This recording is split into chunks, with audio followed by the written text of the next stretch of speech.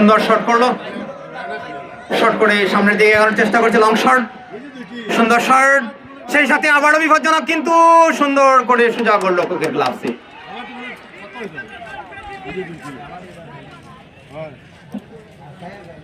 সামনের দিকে এগোনোর চেষ্টা করতেছি ডলরবান জুনিয়র ক্লাব, দেখা যাক কি হয়। সুন্দর পাস করলো তার পক্ষ দলীয় খেলোয়াড়ের পায়ে, সেখান থেকে সুন্দর লং শট, সেখান থেকে হেড করে এমডিসি ট্রাইবেল ক্লাব তার দলীয় খেলোয়াড়ের পায়ে এখনো বল, দেখা যাক কি হয়।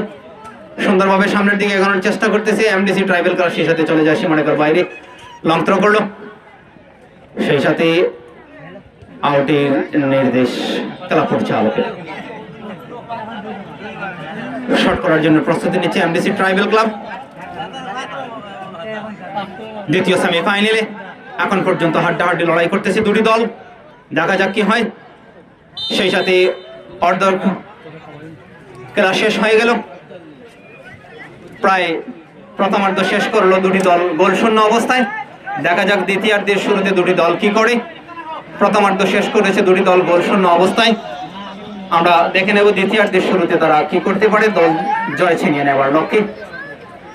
ডলরবান জুনিয়র ভার্সাস এমডিসি ট্রাইবেল ক্লাবের মধ্যে আমাদের দ্বিতীয় সেমিফাইনাল, প্রথমার্ধ শেষ হয়েছে গোল শূন্য অবস্থায়।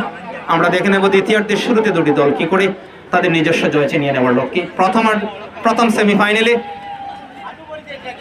এসটিএফসি জিএনএস গামারিয়া 4-0 গোলে রাতাবাড়ি স্পোর্টস ক্লাবকে হারিয়ে ফাইনালে প্রবেশ করেছে, এবং দ্বিতীয় সেমিফাইনালে আমরা এখন পর্যন্ত দেখতে পাচ্ছি গোল শূন্য অবস্থায় দুটি দল শেষ করেছে, ডলরবান junior versus MDC tribal club. দেখা যাক অর্ধ সমাপ্তি শেষে তারা কি করে জয় ছিনিয়ে নেওয়ার লক্ষ্যে। সবাইকে অসংখ্য ধন্যবাদ।